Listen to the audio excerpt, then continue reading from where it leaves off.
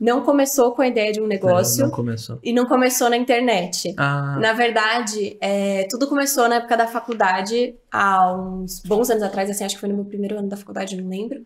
Eu tava conversando com alguns colegas, eles eram da Liga do Mercado Financeiro. Legal. E eu já tinha notado que sempre que estavam falando sobre esse assunto, eram caras que estavam falando e que as mulheres, elas nunca tentavam meio que entrar na conversa porque achavam que não iam entender ou que iam passar por uma situação desconfortável. E eu também nunca entrava numa conversa dessa, eu não entendia sobre o assunto. Eu sempre cuidei bem do meu dinheiro no sentido de guardar dinheiro, assim, desde pequena eu era bem... ganhei o troquinho da avó, do Natal, vou lá, guarda, não sei o quê, mas eu não sabia investir. E aí, esses colegas estavam conversando, eu fui tentar entrar na conversa, demonstrar interesse, e eles foram machistas, assim, foram super arrogantes, no sentido de, você entende sobre esse assunto? Então me explica sobre não sei o quê. E eu nem tinha dito que eu entendi, eu tava, tipo, total como leiga na conversa, na humildade. E eles começaram a fazer perguntas, questionamentos, falar que eu podia entrar nas cotas de diversidade da liga deles, não sei o quê. Nossa. Enfim, e aí virou uma chavinha na minha cabeça, porque eu sabia que era importante cuidar do meu dinheiro. Aí eu voltei pra casa pensando, tipo, putz, eu sei que é importante, por que eu não tô fazendo, entendeu? E por que eu olho pra minha volta e as minhas amigas também não estão fazendo, e a maior parte dos caras da minha faculdade talvez não estejam investindo todos, mas eles se sentem confortáveis, pelo menos, falando sobre isso, grande parte deles. Então, eu comecei a estudar que nem doida, assim, a partir desse dia, tipo, fiquei realmente viciada no assunto. Muito por conta própria. Muito por conta própria, eu sempre fui muito autodidata, no sentido... Eu não gosto de falar que a gente aprende sozinho, porque a gente não aprende sozinho nada, né? A gente não consegue falar, eu vou aprender aqui, desce um conhecimento. Mas no sentido de buscar as informações sozinho. Então, li ali sobre inflação, então percebi que eu tenho que entender sobre isso, daí eu corri atrás disso e ia montando minha própria linha de raciocínio. Então, eu passei, tipo, muitos meses estudando fundo sobre isso, fazendo resumo, enfim. E aí, eu comecei a perceber que tinha esse impacto em todas as áreas da minha vida. E aí, eu sempre tive muito uma vontade de compartilhar conhecimento com amigos e pessoas próximas. Então, era tipo, entendi uma coisa que é importante pra mim, pode ser uma coisa aleatória. Tipo assim, aprendi a cozinhar um negócio de um jeito específico, quero contar pras minhas amigas pra elas fazerem também, que vai fazer bem pra elas. Eu sempre tive isso dentro de mim. E aí eu falei pras minhas melhores amigas, eu tenho as conversas até hoje. Gente, tô aprendendo sobre investimentos. Isso foi em que ano, Ju? Isso foi, 2018. 18, já tem um bom tempo. Eu acho que foi 2018. Bom tempo, boa. E aí eu falei pra elas, tipo, tô aprendendo sobre isso, quero muito que vocês aprendam porque vai fazer real diferença na vida.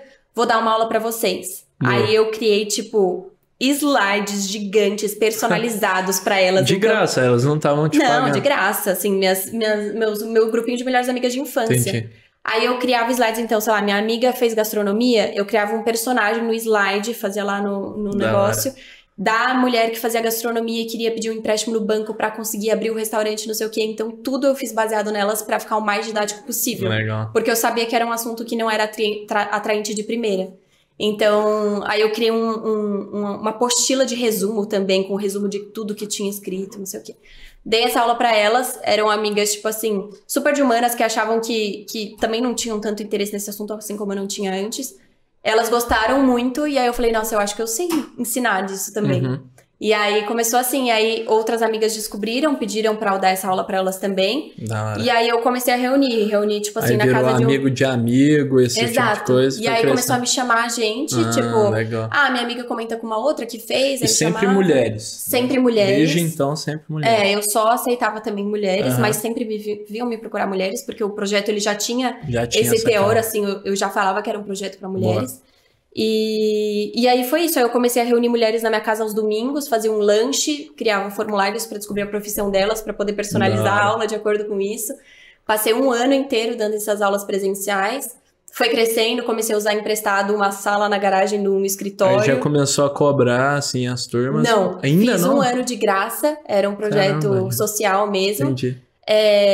Muito porque eu queria, né? Na época eu não imaginava que eu ia trabalhar, mas muito também por culpa, que eu acho que as mulheres sentem muito isso no tipo, nossa, eu tô fazendo aqui uma coisa pra ajudar, se eu cobrar, ela vai achar que eu não tô realmente querendo ajudar, que é só pelo dinheiro, então eu não vou cobrar. Então, chegou um ponto em que elas pediam pra pagar. Tipo, ela saiu da aula e falou, Ju, eu pagaria por essa aula, por favor, me fala quanto foi. E eu falava, tipo, não. Que elas ficavam dá 1 quilo de arroz. Eu pedia arroz pra doar. Entendi. E aí, um dia eu sentei com uma amiga, que ela é empreendedora, e ela falou, e ela trabalha na internet, ela é uma influenciadora, a Lela Brandão, ela é incrível. Boa. E eu dei uma aula pra ela e ela falou, não tem como você não cobrar por essa aula, você tá fazendo, assim, um grande desfavor, você tem que cobrar. Daí ela postou nos stories dela, essa aqui é minha amiga, ela dá aula de investimento, vocês têm 10% de desconto. E eu, gente, 10% de desconto só porque não tem nem preço, não tem nem valor ainda.